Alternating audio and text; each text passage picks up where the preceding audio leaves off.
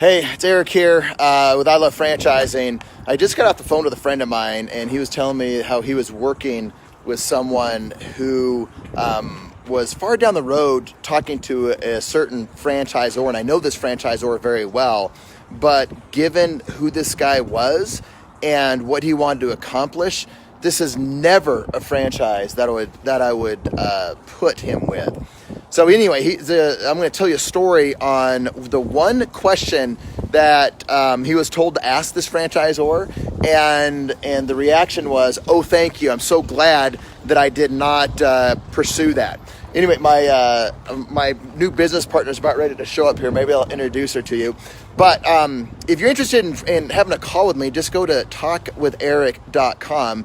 And if you're thinking about certain franchise brands, I'd love to tell you about it. But anyway, the story is he was talking to this brand. And he did not want to buy himself a job. He was a high level guy. He did not want to buy himself a job, and so he was actually about ready to go to a discovery day. And in that discovery day, he may have been sold.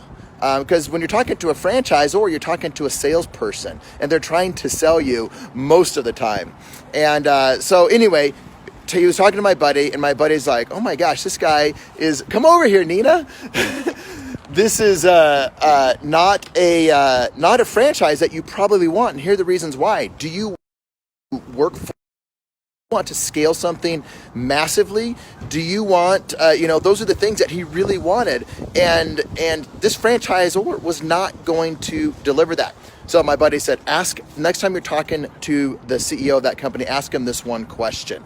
And that question is, can I run this semi-absentee? Very simple question, but if you don't know what to ask, when to ask, how to ask it, or what it really means, or to be very direct with it, then you're going to waste more time. So he wasted at least a month and a lot of hours and just about let a really good opportunity go.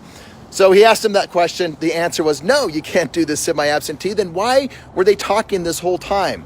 They weren't talking the same language, and that's extremely important. That's why, whenever I'm talking to somebody, there's a handful of questions that just weed out the wrong ones and put you in the bucket of the right ones. It's really not rocket science. The experience that I have just shortcuts the entire process. So anyway, like I said, if you ever want to talk to me, you're thinking about some different brands, you may not even be sure if they're right for you, just go to callwitherik.com and love to see how I can help.